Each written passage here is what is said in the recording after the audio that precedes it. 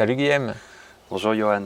Écoute, je suis très content qu'on puisse se retrouver physiquement, enfin, et d'autant plus au cœur de la nature, au cœur du massif de la Sainte-Baume.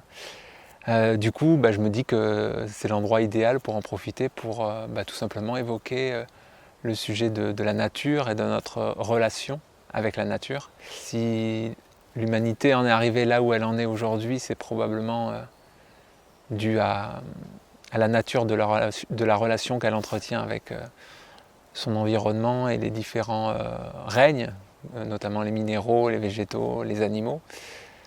Donc au final, on peut même dire que la nature de notre qualité de vie et même de notre futur peut dépendre entièrement de cette relation-là qu'on entretient avec notre environnement et la nature. Donc qu'est-ce que tu peux nous partager par rapport à ça et comment on en est arrivé là, à être autant coupé de ce vivant qui nous entoure. Tu vois, c'est drôle parce que on est dans le sud de la France et bon là on est dans un endroit vraiment particulier où Marie-Madeleine a vécu.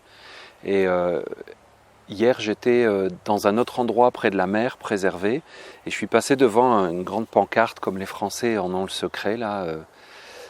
Qu'il y avait un endroit, il y avait écrit un endroit, je ne sais pas ce qu'il y avait écrit, mais en tout cas ça voulait dire que cet endroit était préservé, protégé.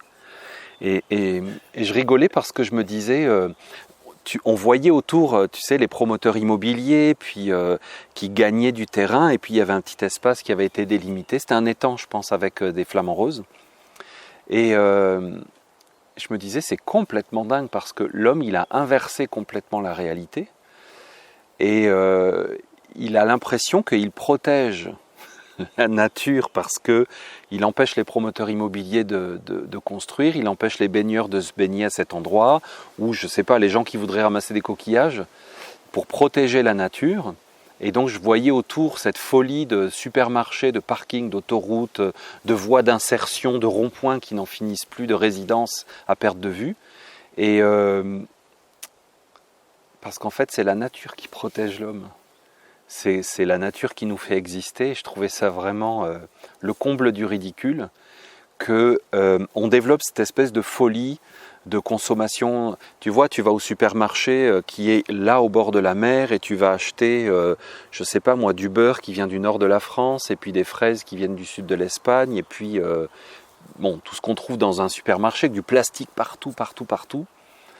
Et on est en train littéralement de détruire notre substrat, notre corps.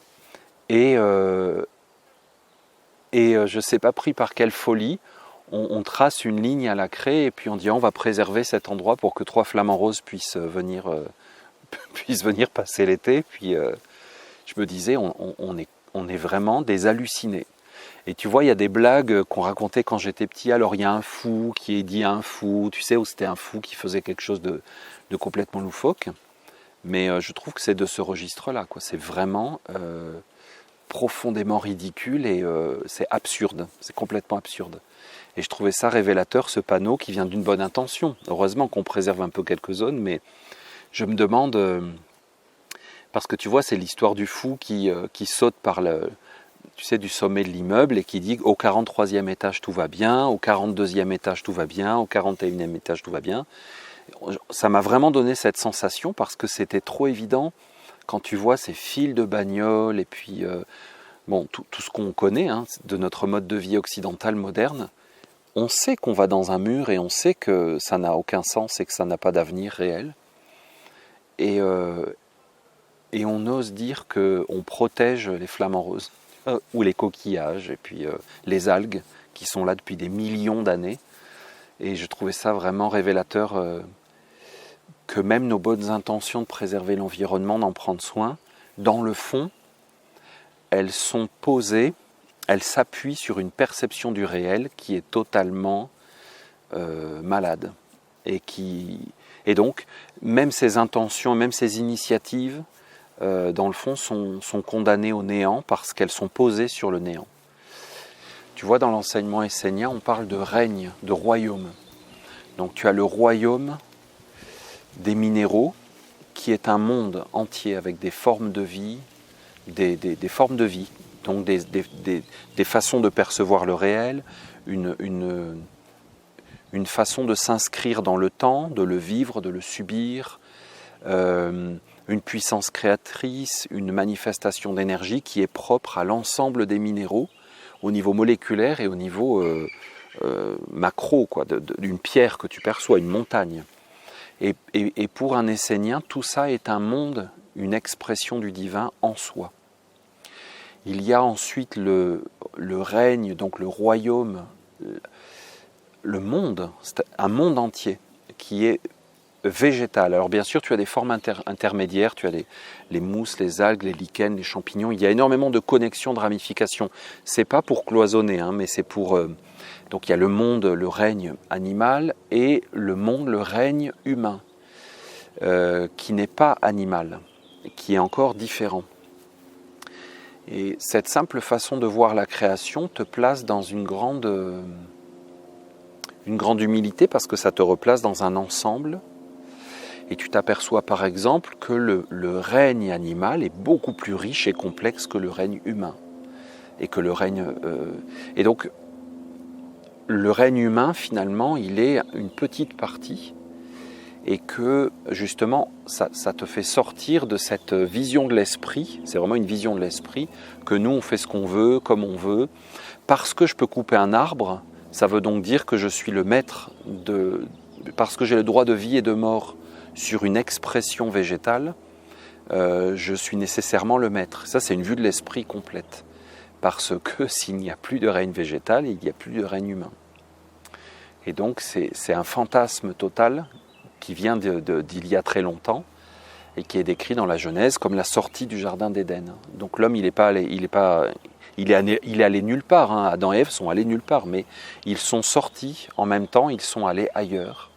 Et je pense que ce sont les règnes naturels du minéral, du végétal, de l'animal qui ont perdu de vue l'être humain.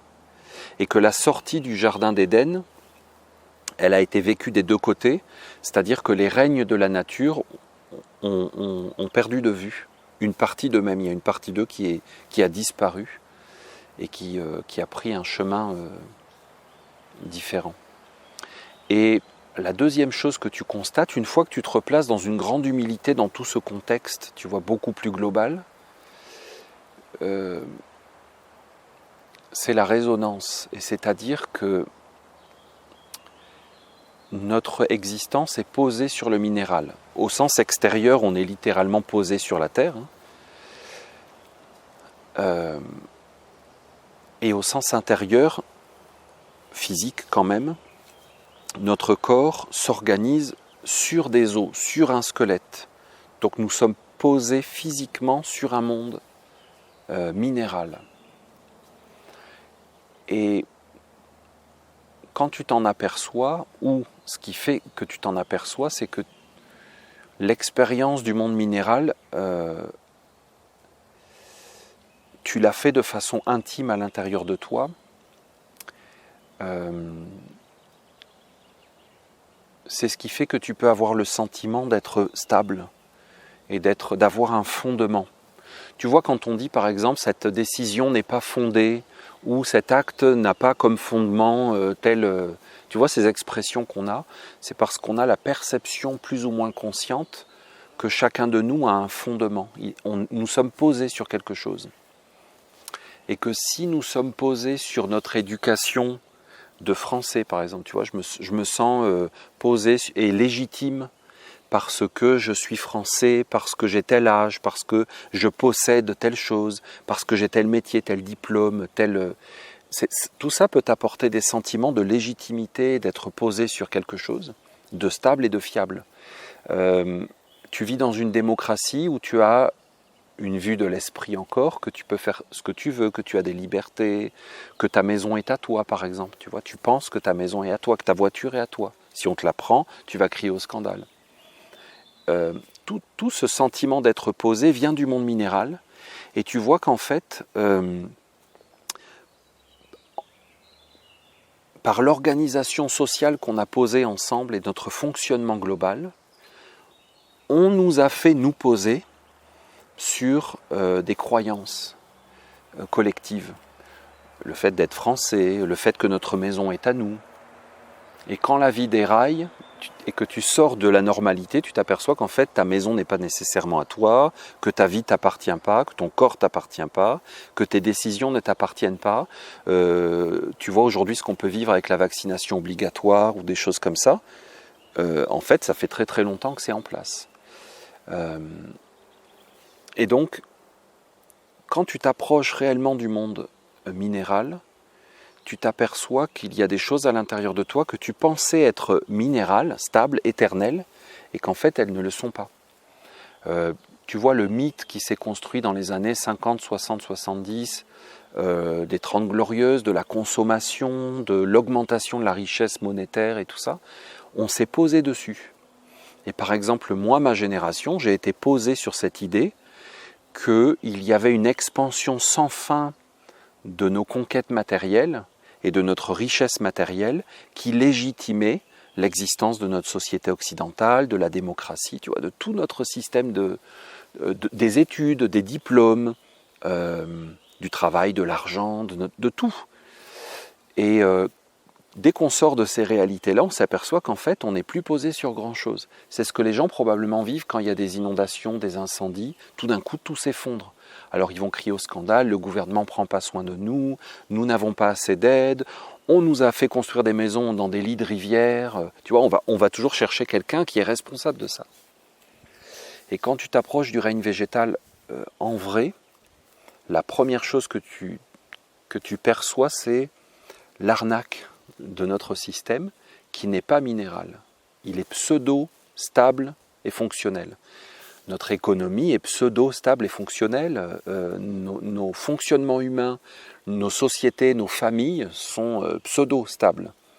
Et elles n'ont pas fait leurs preuves dans le temps. Et moi je pense que l'organisation sociale, par exemple, du Moyen-Âge, a fait beaucoup plus de preuves que la nôtre. Celle des Celtes était probablement beaucoup plus fonctionnelle que la nôtre.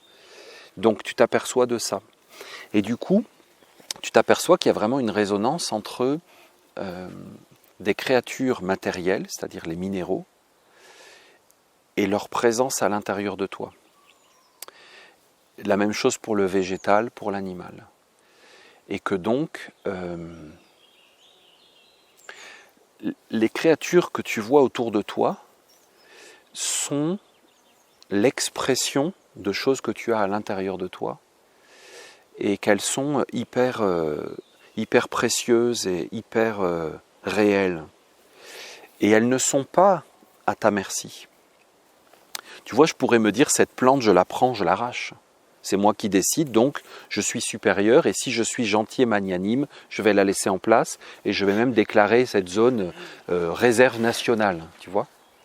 Mais c'est un fantasme et une vue de l'esprit, parce que sans cette plante, je n'existe pas. Et je n'ai aucune. Par exemple, le végétal, c'est ta capacité de vouloir. Mais sans cette plante, je n'ai pas de capacité de vouloir et de cheminer vers la lumière. Ça, c'est une énergie végétale. Donc, les êtres qui nous entourent, là, tout ce qu'il y a autour de nous, là, c'est plein de papillons, par exemple, de champignons, d'arbres. Il y a la montagne de la Sainte-Baume. Sont des parties de moi-même, mais tu le vis de l'intérieur. Tu ne le vis pas parce que tu l'as lu dans une citation de Chef Seattle ou sur Facebook, tu vois. Tu le ressens de l'intérieur et tu te dis « Ah, c'est ça dont on parle », tu vois, de la connexion entre l'homme et la nature. Ah ouais, mais quand tu le disais, c'était la question qui me venait justement sur le fait qu'on contient le règne minéral, le règne végétal et le règne animal, et que du coup, on peut faire aussi une correspondance entre la manière dont on va traiter ces différents règnes. Ça va avoir un impact sur notre vie à nous, sur la correspondance qui appartient au règne. Par exemple, on le voyait dans les schémas que tu faisais sur les conférences, par exemple, la sphère animale correspond à la sphère des sentiments. Donc, est-ce qu'on peut dire du coup que la manière dont l'homme traite les animaux a un impact sur ses sentiments à lui dans le quotidien? Vice-versa. C'est-à-dire que ce que tu fais à l'extérieur à quelqu'un, c'est le reflet de quelque chose que tu as vécu. On le sait en psychologie, si tu as vécu un traumatisme, après il va s'exprimer dans tes comportements, il va se manifester dans tes raisonnements, dans ta sensibilité, ta façon de te relier aux autres et à ton histoire et tout ça. Donc, par exemple, le règne animal, c'est la capacité de percevoir l'environnement et de te déplacer en fonction de tes perceptions. Et ça, c'est super important. C'est ridicule de le dire, mais je veux dire, faut en arriver à le dire. C'est super important. Parce que c'est en fonction de ce que tu perçois de la vie, des autres, des situations, que tu vas réagir, te positionner et donc cheminer, évoluer, tu vois. Et donc ça, c'est une sensibilité animale à l'intérieur de nous. Si cette sensibilité animale a été abîmée, endommagée, stérilisée, tu vois les animaux par exemple, ils perçoivent la vie énormément par leurs pattes, par leur toucher, par leur perception sensorielle olfactive, tu vois, par leurs 5 sens. C'est ce qui les guide. Or, chez l'homme moderne, pour la plupart d'entre nous, ces sens sont énormément endommagés, énormément troublés, énormément pollués, intoxiqués et handicapés. On ne les a pas en totalité, la plupart d'entre nous. Tu vas me dire, j'ai une très bonne audition, mais tu sais, il y a entendre et entendre. Hein. Tu peux entendre un son, tu vois, j'entends un oiseau qui chante, mais je ne sais pas pourquoi, je ne sais pas... Et puis dans ma vie, des fois, il y a des choses qui chantent, il y a des sons qui se produisent, mais je ne les entends pas. Tu vas dire, je l'ai pas entendu arriver, celle-là. Donc, cette nature animale que nous avons tous, elle a été largement défaite et déformée, et ça va faire que mon rapport au réel est complètement biaisé, et au fil des générations, je peux même en arriver à voir un animal et qu'il soit étranger à moi-même, extérieur à moi. Et qu'il soit devenu rien. C'est-à-dire que je ne sais plus qu'est-ce qu'il est. Tu le vois ça dans certaines maladies mentales où tu as des êtres qui regardent une partie de leur corps et qui en sont totalement dissociés. Ils ne perçoivent plus vraiment que c'est leur corps. Tu le vois chez les petits bébés qui voient leurs mains et qui mettent un moment à comprendre que c'est leur propre corps. Il y a une construction qui se fait. Et c'est pas du tout différent de la perception de l'homme dans la nature. Et normalement, si je vois une coccinelle, une mouche, un oiseau, une vache, un renard, je me vois moi-même. Ce n'est pas du tout différent. Et donc, je vis complètement dans un accord et une harmonie. Mais si j'ai perdu cette sensibilité animale à l'intérieur de moi, je vais perdre ma capacité de percevoir mon environnement. Et à partir de là, apparaît quoi? La peur. Parce que la peur vient de la séparation, de l'éloignement, qui fait que je n'ai plus de perception réelle. Tu la vois encore une fois chez les tout petits enfants, quand ils sont séparés du sein de leur maman par exemple, eh bien tout d'un coup elle disparaît. Vraiment littéralement, elle disparaît. Même si elle est à 10 cm d'eux, ils perdent contact et ils sont tout seuls et ils peuvent connaître une peur parce qu'ils sont isolés, ils sont seuls dans le néant. Ils mettent un moment à retisser, retrouver cette capacité d'avoir un lien avec leur sens, leur vue, leur odorat, le son. Tu sais, tu parles à un enfant et ça le calme parce que tout d'un coup, ta présence re-rentre à l'intérieur d'eux. Tu vois tout ce que ça implique. Et donc parfois, la façon dont on considère les animaux révèle notre sensibilité. Ça a été très bien dit, il y a des belles citations d'êtres qui ont dit on reconnaît le degré de développement d'une civilisation à la façon dont elle traite les animaux. Ça, c'est des êtres qui avaient une sensibilité, qui ont dit des choses comme ça, et qui ont vu que si une culture perd sa sensibilité, les individus perdent progressivement leur sensibilité, ça va se traduire par une façon de traiter les animaux qui devient injuste. Donc là, tu vois, pourtant je suis végétarien, mais je ne parlerai pas forcément, je ne le limiterai pas au fait de manger de la viande ou pas. Pour moi, c'est trop limité de dire ça. Parce que, tu vois, j'ai habité au Québec, dans le Grand Nord, c'est évident que tu manges du phoque et de la baleine. Je veux dire, sinon, tu dis, faut déménager. Hein. C'est à peu près tout ce que tu peux manger. Et des moustiques en hiver, en été. Mais, donc, mais tu vois, c'est la relation juste. Donc, les règnes vivent à l'intérieur de nous et parfois notre destruction intérieure.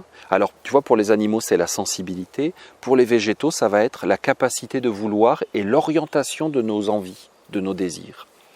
Quand tu es capable d'avoir un désir qui ne va pas vers la beauté, qui ne va pas vers la lumière, qui ne va pas vers l'harmonie, c'est un désir qui est étranger au monde végétal. Et à ce moment-là, la nature végétale à l'intérieur de toi baisse en intensité, sa présence devient de moins en moins forte, et du coup, tu vas arriver après à voir des plantes et des végétaux et ne plus savoir quelles sont leurs propriétés, qui ils sont, pourquoi ils sont là, et ils ne vivent plus à l'intérieur de toi, il n'y a plus d'échange. Pas forcément dans l'exploitation d'ailleurs. Hein. Et donc le minéral, ça va vraiment être lié à ce qui est une action. Parce qu'une action, ça s'inscrit dans le temps. Bon, ça va être peut-être trop long de détailler tout ça, mais tu vois, ce sont des étages à l'intérieur de nous.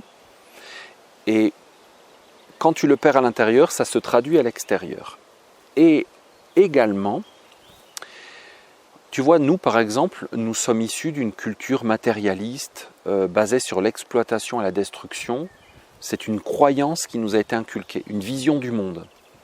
Qu'il faut nécessairement détruire l'environnement pour produire de la richesse et qu'il faut gérer les forêts, gérer la planète, gérer les ressources, parce que nous n'avons pas le choix que de les détruire, donc il faut les gérer pour arriver à un équilibre. Eh bien, comme nous naissons largement déjà de cette façon-là, avec beaucoup de pertes intérieures, nous faisons des actes à l'extérieur qui provoquent un écho à l'intérieur et qui augmentent cette séparation. Donc ça marche en synergie. Ton intérieur se traduit par une façon d'être à l'extérieur et les actes que tu poses à l'extérieur vont générer quelque chose à l'intérieur de toi qu'il va falloir après guérir et il va falloir un peu ramer pour nager à contre-courant de tout ça. Ouais. Oui, et puis le minéral, est-ce que c'est le minéral qui est responsable aussi des mémoires est-ce qu'il serait le gardien aussi de mémoire de certains lieux, ou est-ce que c'est plus vaste? Par exemple, ici, on est à la Sainte-Baume, on sait que la nature garde en mémoire beaucoup de choses. Et au passage, dans quelle mesure les mémoires de certains lieux peuvent agir sur nous, même très longtemps après? Alors le minéral, c'est celui qui peut garder les mémoires les plus longues, bien sûr, par sa nature. Et si tu réussis à faire entrer une mémoire dans un minéral, il va la garder pour très très longtemps. Pour ça, alors il y a des techniques que certains magiciens connaissent pour engrammer des choses dans les pierres avec une intention particulière, mais aujourd'hui c'est quasiment inexistant. Pour qu'une pierre engramme de la mémoire, il faut que ce soit un acte qui atteigne des couches très profondes de l'être.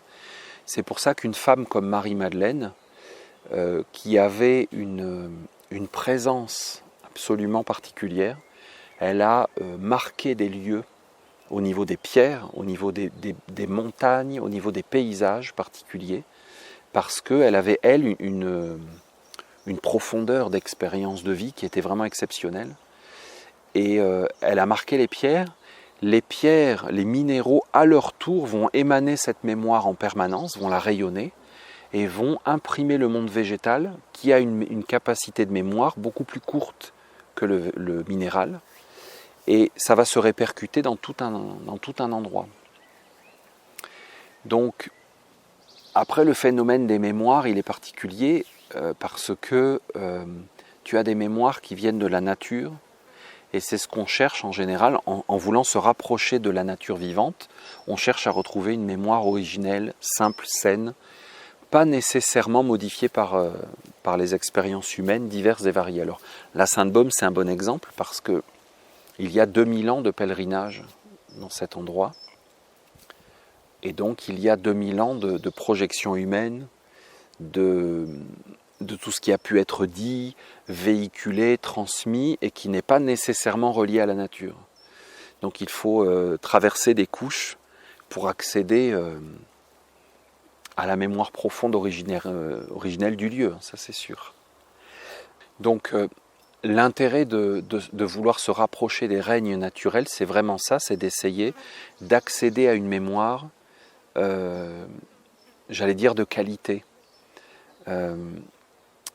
Parce que tu vois, dans des lieux comme la Sainte-Baume et même Karnak et tout ça, alors Karnak c'est beaucoup plus récent parce qu'il n'y a pas eu tout le culte chrétien, mais il y a aujourd'hui beaucoup de pratiques spirituelles qui sont faites sur place et il faut réussir à traverser toutes les énergies qui ont pu être projetées, même par des gens qui lisent. Tu vois, quelqu'un en Californie qui va lire un bouquin sur Karnak, il fantasme l'Europe celtique parce qu'il est américain, alors forcément ça lui semble d'une profondeur, d'une richesse, tu vois, qui est loin de sa Californie moderne.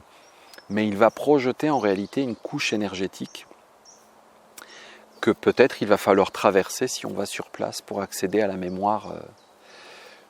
Tu vois, les Celtes, ils se servaient des pierres de différentes façons, mais une des façons, c'était quand il y avait un grand maître, alors on pourrait appeler ça un grand chef, mais nous aujourd'hui on dirait un grand maître qui vivait, et qui avaient atteint une capacité de conscience très profonde, ils érigeaient une pierre parce qu'ils savaient qu'ils pourraient créer une résonance avec cette qualité de mémoire qu'il avait atteinte, cette qualité de conscience et de présence. Et ils savaient qu'en créant un lien entre la pierre et cet être, la mémoire pourrait se perpétuer sur des générations. Et que, parce qu'ils savaient qu'on rentrait dans un âge... comme disaient les Grecs, tu sais, il y a eu l'âge d'or, l'âge d'argent, l'âge de bronze, puis l'âge de fer, tu vois, il y avait comme une descente.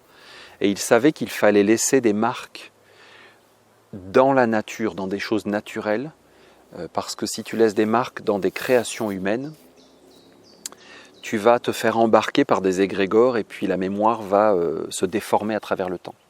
Alors que quand tu réussissais à imprimer dans une pierre une expérience mémorielle extrêmement profonde, tu vois, si ce grand maître avait atteint une conscience originelle de son existence, eh bien, il pouvait transférer cette expérience dans une pierre parce que la pierre a la capacité de la conserver longtemps. Si, par exemple, tu fais une expérience, toi, tu fais une expérience que tu trouves géniale, que tu trouves intéressante, et tu veux la mettre dans une pierre, probablement que ça sera difficile de la placer vraiment parce que la pierre, par sa nature, est reliée à des choses très très très intemporelles et très impersonnelles, très neutres. Et probablement que si ton expérience est trop humaine, trop circonstancielle, en fait elle est trop superficielle. Elle n'est pas superficielle parce que c'est un jugement qu'on pose en disant non, ton expérience est superficielle, mon expérience est profonde. Mais elle est superficielle par rapport à un minéral, par rapport à une forme de vie minérale. Ton expérience est extrêmement volatile. Donc tu ne pourras pas faire coller quelque chose de volatile sur un minéral. Mais si tu as fait une expérience très profonde, tu peux la placer dans une pierre qui alors va pouvoir la garder. Surtout si tu la dresses, parce qu'à ce moment-là, c'est une pierre particulière. Et les êtres qui vont venir vont vouloir prendre l'énergie de la pierre dressée. Et ils vont pouvoir commencer un dialogue avec un monde minéral. En tout cas, ça serait trop long de rentrer dans les détails ici, mais c'est un monde minéral qui peut être lui-même une création humaine.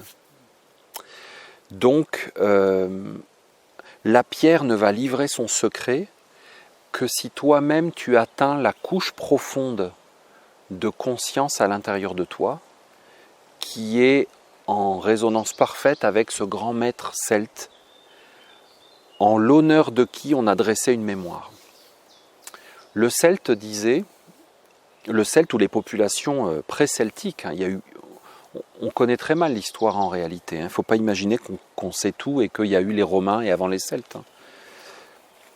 ces êtres beaucoup plus authentiques et beaucoup plus vrais, beaucoup plus puissants, beaucoup plus profonds que nous, savaient que le corps entrait dans un sommeil et un rêve après la mort. Le corps subtil, le corps intérieur. Et donc, mais ils savaient qu'ils reviendraient, qu'ils se réincarneraient et qu'en revenant, ils allaient récupérer tous les rêves qu'ils avaient formés au cours de leur vie. Par exemple,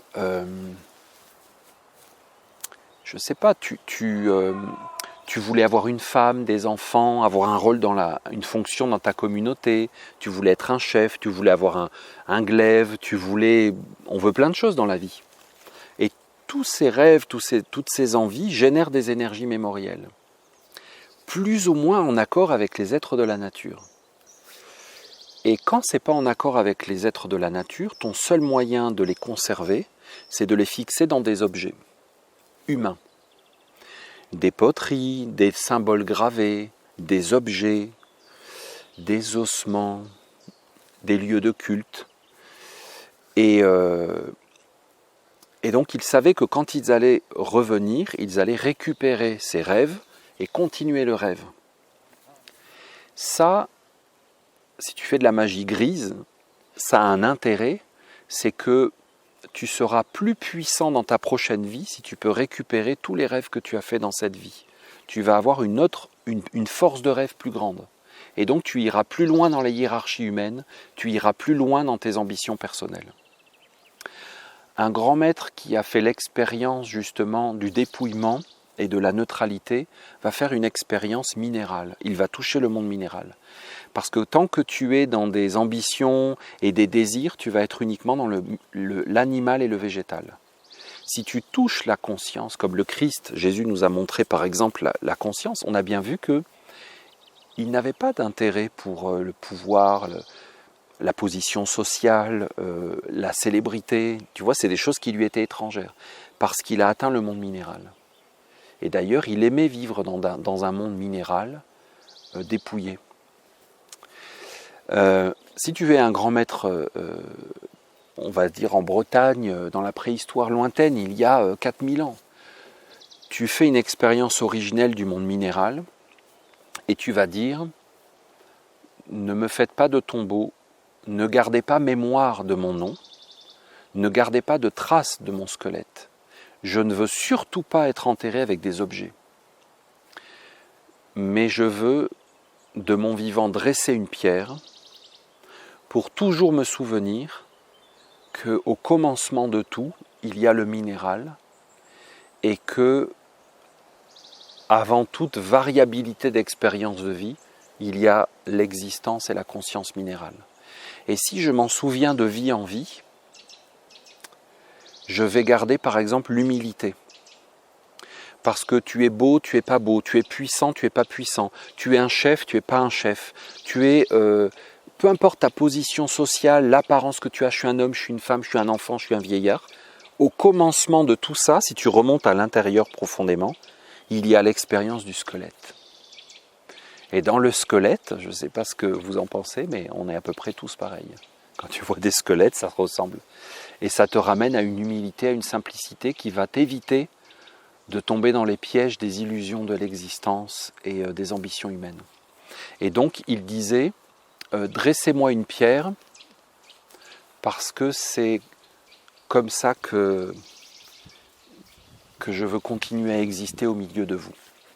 Alors après, les autres êtres de la communauté vont dire, c'est une pierre qui porte chance, c'est une pierre qui porte bonheur, c'est une pierre qui guérit, c'est une pierre qui a des pouvoirs, c'est une pierre sacrée. Tu comprends, peu importe les adjectifs, c'est une pierre spéciale. Parce que effectivement, la mémoire de la conscience profonde peut te permettre de guérir et d'harmoniser énormément de choses. Donc là, avec la pierre dressée, tu vois, on est la grotte de la Sainte-Baume, c'est une pierre immuable. On est à la frontière des esprits de la nature et de l'expérience de la nature originelle et de l'expérience humaine. Et du coup, on revient à l'origine lorsque l'homme faisait un avec la nature. Et en ce sens-là, la Sainte-Baume n'est pas la grotte de Marie-Madeleine. Marie-Madeleine, pourquoi elle est venue là et qu'elle en a fait un endroit particulier? Parce que elle est remontée à l'origine de l'expérience de la grotte, qui est le féminin sacré, la part féminine à l'intérieur de chacun de nous, qui nous vient de la mère Terre. Parce que la Terre-Mère, les Esséniens vont dire Dieu, la mère, c'est-à-dire le pôle maternel féminin du divin absolu, c'est l'être qui te donne une place et un moyen d'expression dans la création. Et quand tu regardes une montagne, la grotte, c'est l'endroit qui te donne un endroit, qui permet que tu puisses exister, que tu puisses prendre une place. Elle te donne une place. Et donc tu vois par exemple avec le règne minéral, une pierre dressée, une grotte, on peut aller à la rencontre des esprits de la nature grâce à un homme, une femme qui a retrouvé l'origine de sa place dans le cosmos, dans l'univers, dans la création totale. Et on évite l'écueil des créations humaines, des fabrications humaines. Et de ce point de vue-là, il faut réussir à se débarrasser du folklore. Quand tu veux t'approcher de la Sainte Baume d'une façon juste, il faut se débarrasser du folklore de Marie-Madeleine. Quand tu veux t'approcher de Karnak d'une façon juste, il faut se débarrasser du folklore druidique pour en retrouver une essence profonde, c'est ce que je pense. Un peu comme, tu sais, l'arbre de Bouddha, l'arbre de l'illumination. Tous ces endroits-là. Les endroits en Égypte, les endroits en Grèce, il y en a partout, des endroits sacrés, c'est les sources, tout. L'idée, c'est toujours de revenir à la nature. Et parfois, on a la mémoire de grands êtres qui ont été des portes ouvertes sur les mondes originels de la nature. C'est la voie essénienne, en tout cas. Ouais, donc on voit effectivement que c'est certains lieux qui sont chargés de mémoire d'êtres qui ont réalisé certains espaces peuvent vraiment nous toucher dans ce cheminement-là. Et du coup, pour le pôle opposé, quand il y a certains lieux qui peuvent être chargés de mémoire humaine, qui peuvent être plutôt denses, est-ce qu'il y a un travail de nettoyage à faire? Est-ce que ça a une réalité concrète? Et comment se positionner par rapport à ça? Tu veux dire par exemple, si on va dans des endroits où tu veux dire chez toi, ou tu veux dire dans la nature quand tu y vas? Les deux. Alors la nature, ça peut être certaines terres sur lesquelles il s'est passé des choses, certaines guerres par exemple, mais ça peut aussi être d'un ordre beaucoup plus individuel dans un habitat de quelqu'un où il s'est passé un drame par exemple. Donc ces mémoires-là, de ce type-là, comment certains êtres vont les sentir sans pouvoir vraiment nommer la raison de ce qu'ils sentent, mais il peut y avoir un impact très concret dans la vie des gens où ils vont par exemple se sentir extrêmement mal sans vraiment remonter à la source de leur mal-être. Donc comment est-ce que déjà il y a une réalité vraiment sur le travail de nettoyage et comment est-ce qu'on procède réellement face à ce type de mémoire? Alors c'est ce que je disais plus tôt, que les créatures qui nous entourent dans la nature sont les formes originelles de certaines choses que nous avons en nous. La capacité, par exemple, de désir, qui est vraiment hyper forte et importante chez l'être humain, la capacité de vouloir, et donc l'orientation de nos désirs, la nature de nos désirs, la nature profonde, donc l'incarnation originelle du vouloir, c'est le monde végétal. C'est-à-dire que ces plantes sont le désir originel, universel de toute créature. C'est-à-dire que chez le minéral, il n'y a pas de désir. Il n'y en a pas. Chez l'animal, il y a le végétal et il y a le désir. Plus la captation sensorielle et l'orientation dans la création par les sens. Dans le monde végétal, il n'y a pas du tout l'orientation par les sens qu'il y a dans le monde animal. Il n'y a pas ce... Alors on va me dire, oui, il y a une sensibilité à la lumière, etc. Mais ça n'est pas du tout exprimé de la même façon, ce n'est pas de la même nature. Et donc, à ce titre-là, la nature est notre mémoire originelle. Donc quand par exemple ça ne va pas dans ta vie, tu ne sais plus où tu en es par exemple, ou alors comme disent beaucoup de personnes, je ne sais pas ce que je veux, j'ai plusieurs possibilités de vie, mais je ne sais pas quel projet je dois suivre, dans quel sens je vais aller, et que je dis, toi tu veux quoi? Je ne sais pas, je veux plusieurs choses. Tu vois, il y a une confusion au niveau des désirs. Il peut y avoir une confusion au niveau des sentiments ou de la perception du réel, ça c'est le monde animal. Se rapprocher de la nature, c'est se rapprocher de l'origine de ces choses-là à l'intérieur de nous. Donc c'est pour ça que tu vois, tu as eu par exemple les champs de bataille de la Première Guerre mondiale, vers Verdun, tous ces endroits-là. Tu as des photos avant-après, des mêmes endroits. Et tu vois qu'en 100 ans, la nature a complètement repoussé, il y a des arbres partout, donc il y a des trous d'obus partout, il y a probablement des squelettes partout, des kilomètres de fils de fer barbelés dans le sol et tout. Mais la nature repousse et elle fait un travail de nettoyage de la mémoire. Parce que des graines se sont plantées et poussent, et elles prennent des mémoires qui sont dans le sol, et elles les élèvent dans la lumière du soleil, par exemple. Donc la nature fait un travail, alors on pourrait dire de nettoyage, mais enfin, c'est pas la boniche non plus, elle n'est pas là pour faire le ménage des conneries des êtres humains, tu vois, mais elle le fait parce que c'est sa nature, c'est ce qu'elle est. La question, c'est qu'est-ce que fait l'homme? Donc, à l'origine d'une mémoire, d'une action malade, toxique, injuste, il y a nécessairement quelque chose de désaxé, de décentré à l'intérieur de l'homme. Par exemple, une force végétale mal orientée, un désir malade. Un désir malade, c'est une force végétale qui va que l'homme rend non fonctionnel, disharmonieux avec l'ensemble. Qu'est-ce qui peut le nettoyer? Alors toi tu vas me dire, je viens sur place, je vais mettre des cristaux, je vais taper dans un tambour chamanique, je vais faire brûler de la sauge, etc. C'est une possibilité effectivement pour nettoyer un certain niveau d'énergie. Par contre, si tu mets des plantes, probablement qu'elles vont pousser à cet endroit-là. Mais je reprends l'exemple de la Première Guerre mondiale. Tu vois, ce qui a créé cet événement, ce cataclysme, ça a été un cataclysme, la Première Guerre mondiale, total, une destruction. Et on vit uniquement dans l'écho de cette destruction. Est-ce que nous, on a fait un travail de nettoyage de ce qui était à l'origine de la Première Guerre, qui nous a fait faire ces actes? Ça, j'en suis pas certain. Donc, mettons que toi et moi, on va sur des sites comme Verdun et on veut faire un nettoyage des mémoires qui sont sur place. Les mémoires malades ne sont pas dans le règne minéral, ni végétal, ni animal. Elles vont être dans des couches mémorielles que seul l'homme peut transformer. Mais comment faire pour prendre en main les millions de vies qui ont été détruites, qui ont été anéanties à cet endroit-là?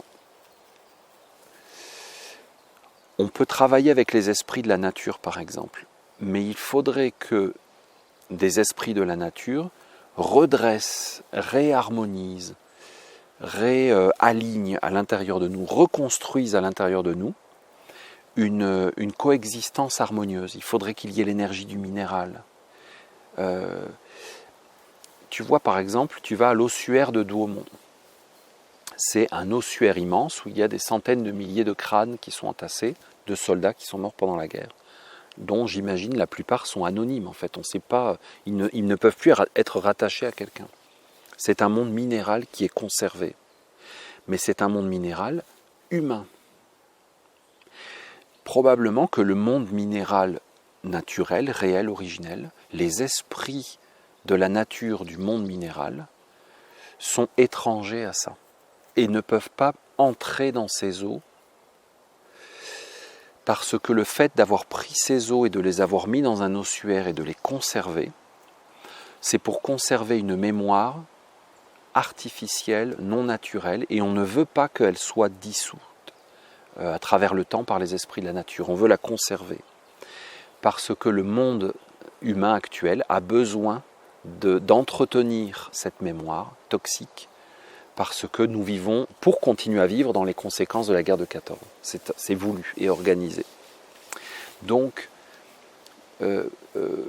tu peux par exemple, alors après, ça serait un autre sujet de vraiment des mémoires des lieux, mais les esprits de la nature vont te dire quoi? Tu vois, par exemple, tu vas dire, voilà, chez moi, il y a des mauvaises vibrations, ou il y a eu quelqu'un qui s'est suicidé chez moi, qu'est-ce que je peux faire? Il faut que je fasse un nettoyage. Et tu peux tout à fait faire des nettoyages. Mais si tu vas voir les esprits de la nature, ce qui n'est pas automatique, parce que tu vois, tu peux très bien vivre sans les esprits de la nature, sans les consulter, sans leur demander leur avis. Hein. Il faut le voir, ça. On n'est pas obligé d'aller voir les esprits de la nature. Mais ils vont avoir un point de vue différent parce qu'ils ne sont pas du même règne. Le règne animal n'est pas le même que le règne végétal. Une plante n'aura pas le même point de vue qu'un animal. Elle vit dans une réalité différente, mais complémentaire. Tu veux faire un nettoyage de ton habitation parce qu'il y a eu un suicidé dedans et tu veux enlever les mauvaises vibrations, tu fais un cauchemar récurrent à cet endroit-là. Mais si tu vas voir le monde, par exemple, le monde végétal, le monde animal, ils vont peut-être te poser la question, mais quel est cet endroit? Alors, tu vas dire, c'est ma maison. Et ils vont te dire, ah oui, mais nous, on ne vit pas dans cette maison. Ah, mais pourquoi vous ne vivez pas là? Parce que elle ne fait pas partie de la création. Pourquoi? Alors, il va falloir que tu remontes. Mais par exemple, le monde minéral va te dire, cette maison n'est pas un acte de la nature. Le monde végétal va te dire, quel est le désir à l'origine de la création de cette maison? Toi, tu vas dire, oui, mais on s'en fout, c'est moi qui y habite aujourd'hui, elle a appartenu à telle personne avant, je ne sais pas. Et le monde végétal va te dire, oui, mais nous, l'énergie végétale, nous ne pouvons pas nous approcher de cette maison parce que le désir qui est dans les murs, le désir fondateur de cette maison, est étranger au monde végétal. Cette maison a été voulue et construite pour telle raison, pour telle personne, à telle période, en dehors du monde végétal naturel. Alors toi, tu vas dire, oui, mais moi, je voudrais justement vivre en harmonie avec les esprits de la nature. Et peut-être que les esprits de la nature vont te dire, nous avons un problème, nous ne pouvons pas rentrer dans cette maison parce que son origine même est étrangère au monde végétal, au monde minéral, le monde animal. Donc du coup, tu peux tout à fait faire un nettoyage de certaines mémoires qui sont engrammées dans les murs d'un suicide qui est très violent. Mais il y a une limite à ce travail, parce que la vraie question, c'est pourquoi tu habites là, qu'est-ce que tu fais dans ta vie, quel est ton désir de vie, quelle orientation tu as, et les plantes te poseront cette question-là, les animaux t'en poseront d'autres. Donc, tu vois, ça élargit encore. Alors, ça ne veut pas dire qu'il ne faut pas faire un nettoyage, par exemple, ce qui est super intéressant. Si tu habites dans un endroit comme ça qui est chargé, tu peux tout à fait le faire. Mais sache que si tu veux t'approcher des esprits de la nature, probablement qu'ils vont ouvrir ton angle de vue beaucoup plus. Ils vont te faire sortir. C'est ça. Ok, écoute, merci beaucoup pour toutes ces infos. Est-ce que tu veux peut-être dire un mot de la fin ou quelque chose qui te paraît essentiel sur notre relation à la nature pour accompagner les gens sur concrètement qu'est-ce qu'on peut mettre en action réellement pour commencer à changer un petit peu l'essence de cette relation-là? Moi, le conseil que je vous donnerais, ça serait de vraiment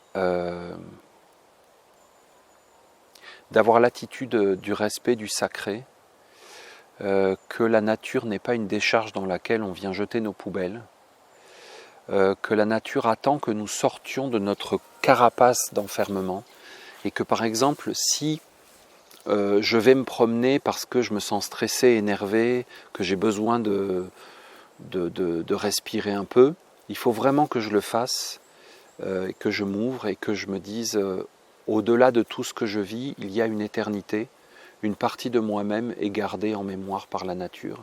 La nature est ma mémoire réelle. Les plantes sont mes désirs de vie réels. Les animaux sont mes mouvements et ma sensorialité originelle. Les pierres sont les gardiennes de ma conscience réelle et que lorsque nous regardons la nature, nous regardons le réel de notre être. Et qu'il faut de l'humilité, qu'il faut essayer de sortir de notre enfermement intérieur. Et que si nous avons cette attitude, probablement que la nature pourra nous nettoyer, nous transformer, mais beaucoup plus loin. Il faut être prêt à aller plus loin que ce que d'habitude nous voulons. Tu vois, je suis énervé, au boulot ça va pas, dans mon couple ça va pas, je vais aller faire une balade, mais dans le fond je veux juste que les choses s'arrangent, mais je veux continuer ma vie telle qu'elle est. Alors que peut-être fondamentalement c'est ça le problème. C'est mon organisation de vie et les choix de vie que j'ai faits, et il va falloir faire des remises en question. Il faut qu'on ait confiance que la nature est profondément douce et équilibrée, et que même si elle nous amène à des remises en question qui vont plus loin que ce qu'on voulait,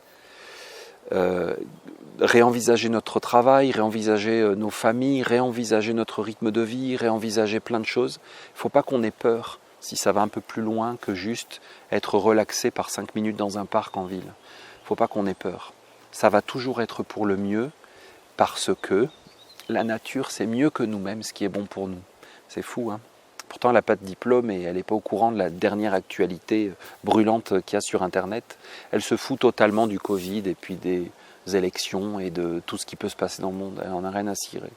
Et si les hommes, en 1914, à Verdun, quand ils sont arrivés, ils s'étaient assis, les Allemands, les Français, ils avaient regardé la nature, eh bien, ils n'auraient jamais fait tout ce qu'ils ont fait. Ils auraient réglé ça complètement différemment.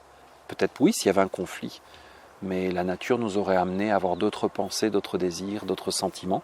Mais ça les aurait emmenés plus loin que ce qu'ils étaient prêts à aller. Ils ne voulaient pas lâcher l'affaire sur leur certitude intérieure, leur, tu vois, leur hargne et leur conflit et leur croyance. Ils ne voulaient pas. Alors ne soyons pas aussi bêtes que nos anciennes incarnations de soldats et de gouvernants, mais soyons prêts à nous remettre en question parce que la nature peut nous amener des solutions plus vraies et durables. Merci beaucoup à toi, Guillaume. Merci, et puis venez voir la Sainte-Baume.